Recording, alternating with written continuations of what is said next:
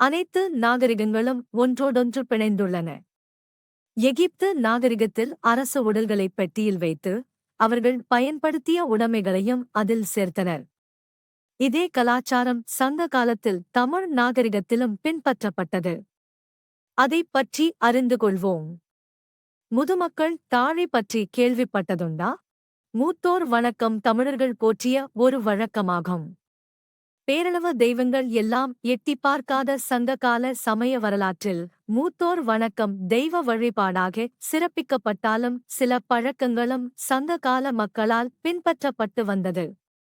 அவற்றில் ஒன்றுதான் முதுமக்கள் தாழி என்னும் சவ அடக்க முறையாகும்.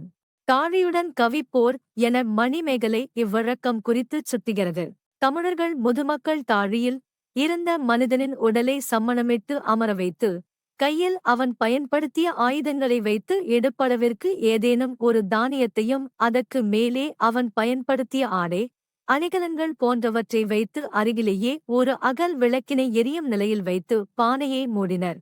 முதுமக்கள் தாழி அரை அடி முதல் 7 அடி வரையிலான பல்வேறு அளவுகளில் தமிழகத்தில் கண்டெடுக்கப்பட்டுள்ளது. தமிழகத்தில் ஆற்று சமவெளிப்பகுதிகளில் இம்முறை பரவலாக பின்பற்றப்பட்டு வந்ததை தொல்லியல் ஆய்வுகள் உணர்த்துகின்றன.